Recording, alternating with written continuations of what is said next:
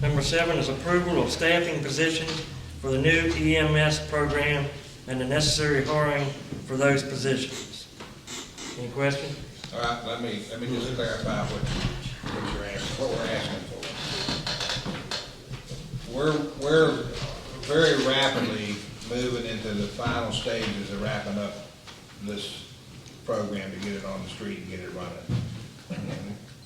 But one of the main things that we have to have before we can do anything is we have to have our licensure requirements met. And we have to have certification and licensure on the state level to be able to do this. And one of the requirements before we can even apply for that licensure is we have to have staff adequate to man the service on board. And what we're asking for tonight is to approve a pool, if you will, of part-time, strictly part-time employees, 20 to 25 people, part-time, paid for the hours that they work, no benefits, and the rate of pay will be between $18 and $21 per hour based on their level of certification. And they're not going to be working 40-hour weeks. They're going to be working 24-hour weeks if they're available. If they're available, the reason you have to have so many is because they might not all be available this week. You have to have support staff that you can call if the people you have scheduled call in sick. You have to have you have to cover your shifts, so you have to have a pretty big pool in reserve to do that.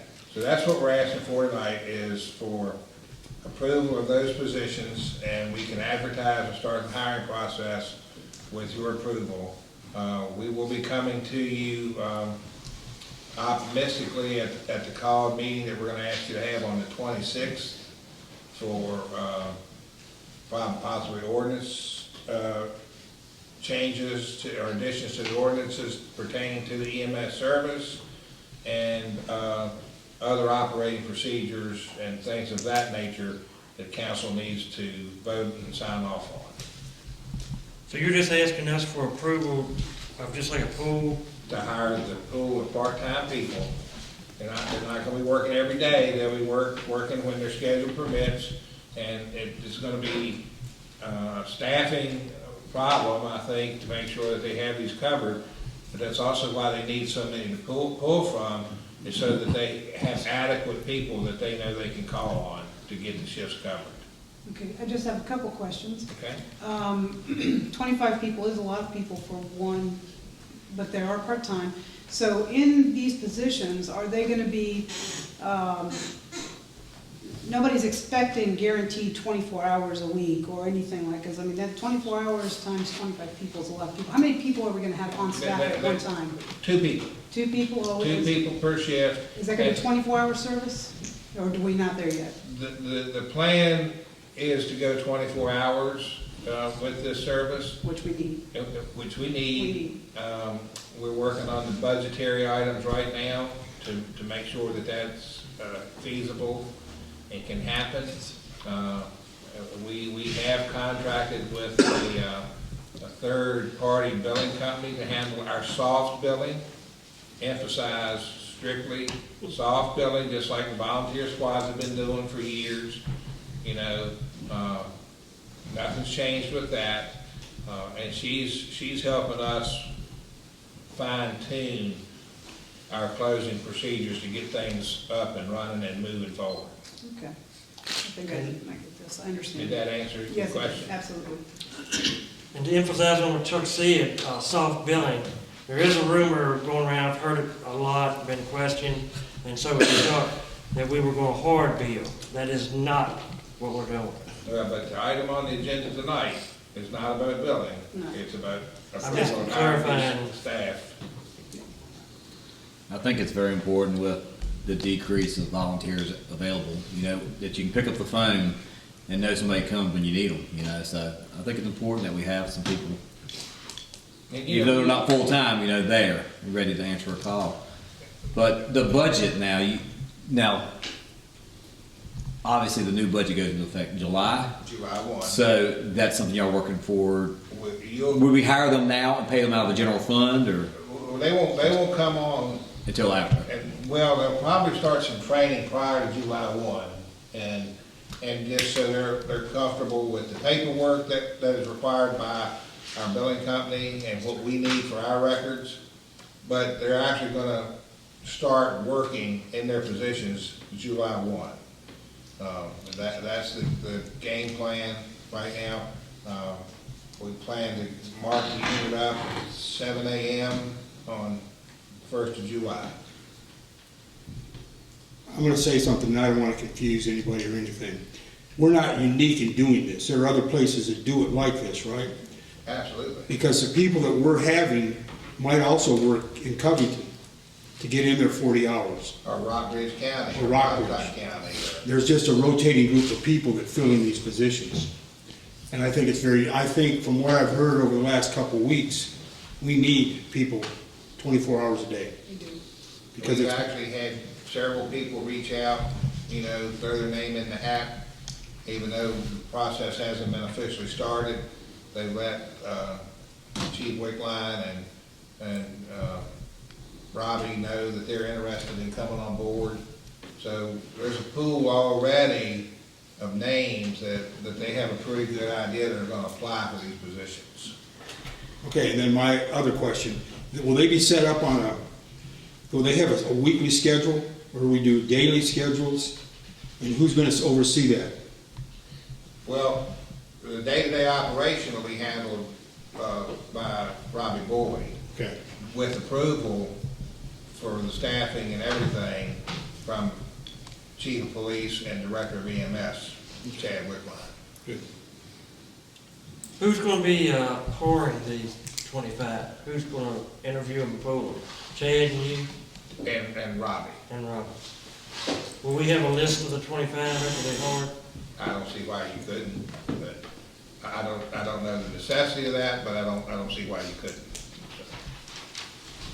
I don't want a list of anybody, I just want if something happens at 345 Roxbury Street, I want somebody there. They're gonna block that. Yeah, I bet you they will. You'll probably Do not respond. have them do that.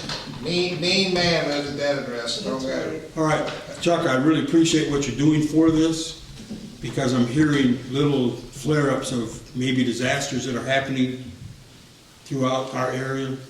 The sooner this happens, the happier I'm gonna be. Just gotta fix it. Thank you for what you do. Chad, you also. Thank you. Any more questions? Do we need to pass this? Yes. I hear a motion to approve the staffing and hiring those positions for EMS. So moved. I hear a second. Second. Councilman Burnett, Yes. Councilman Wolf, Yes. Councilwoman Laudermilk, Yes. Vice Mayor Umstead, Yes, and yes, and yes. Mayor Irving. Yes. You want to give it one vote? I'm needing three right there, Julie. I already updated you on one of the biggest projects we've got going on, and that's the EMS service that we're starting up.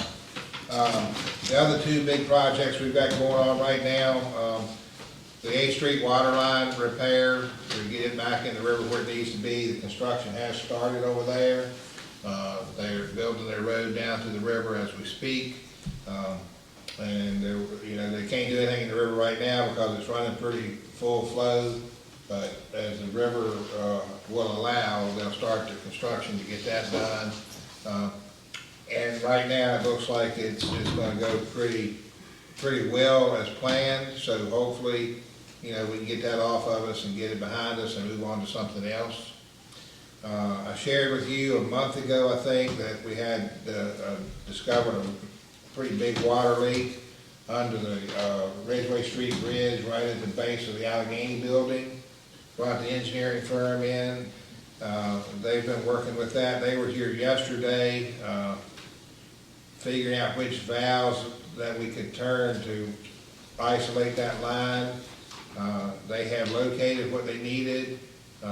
They've come up with a plan, got the plan on paper to completely bypass that line and just eliminate it in the system altogether because it's so hard to get to, reroute the water customers served off of that line, off of a new 6-inch line that's going to be installed from Main and River down to the alley, if you will, and loop around behind those buildings to service the fire hydrant and the 4 water meters off of that line.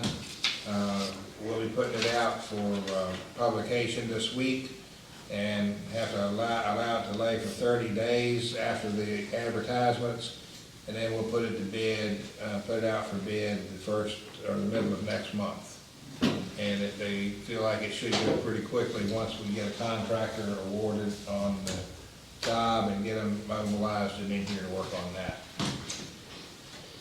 A couple of other things we've got going on.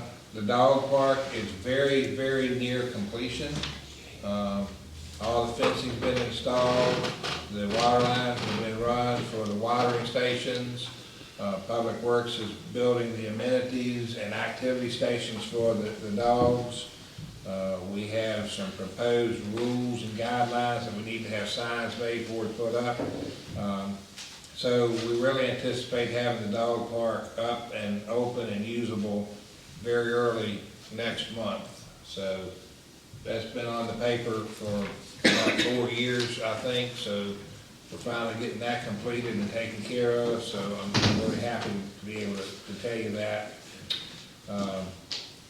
Events coming up that didn't make the list on the back of your packet. Easter parade's this Saturday morning, I think it's at 11 o'clock, isn't it?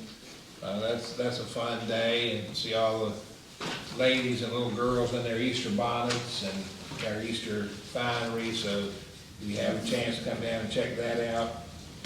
A big event that we have every year that's kind of sponsored and spearheaded by the Corridor Curb Appeal Group. Cleanup Day for Clifton Forge is Saturday, April the 23rd. Meet here at Town Hall at 9 o'clock. Hopefully we'll be through by noon. We usually are through well before that. Makes a big difference, and we usually pick up anywhere from 65 to 80 bags of trash that we put out here for Public Works to pick up on Monday. A recently new group or activity is a community gathering group that's meeting at the theater. The purpose of this group is to evaluate where we are in reference to or in comparison to other towns that have suffered the same plights that we have and have turned it around for themselves and built a better, more productive future for the town. It's a pretty big group. It's growing every week. A lot of good information shared.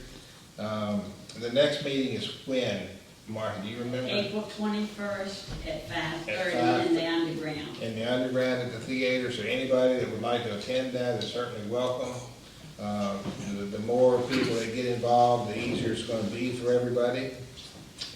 The last event that I have to promote is this Saturday at 6:30 at Memorial Field. There's going to be a travel football team playing there. We have a local team here sponsored by their parents, I think, right, Shorty? Yeah. And they've never played a game at home. Closest game they played at home has been over an hour or more away. Martinsville or Beckley, West Virginia. So they came to us and asked us for an opportunity to play on Memorial Field. We were happy to accommodate them with that, and that'll be at 6:30 this Saturday night. So if you're in the mood for a little bit of springtime football, go ahead and watch the game. I think it's usually a pretty big following. And then earlier this evening, we had a lot of talk and conversation about how the Roanoke Valley Allegheny Regional Commission worked with the communities that are members. So I have asked Jeremy Holmes, the Executive Director of the Roanoke Valley Allegheny Regional Commission, to join us at next month's council meeting to give everybody kind of an overview of what they do and how they work with the communities in their group to help guide us through these processes. I think he had lunch with you and talked about that a little bit the other day. He came by and visited with me later that afternoon, and I thought that would be a good thing because When I started attending those meetings, I knew I was supposed to be there. Nobody really ever sat me down and said, this is why you're there, this is what you need to do. I had to kind of glean that on my own and learn the process. So the fact that he was willing to come and share that information, I think is wonderful. Mr. Mayor, that's all I have for my report tonight.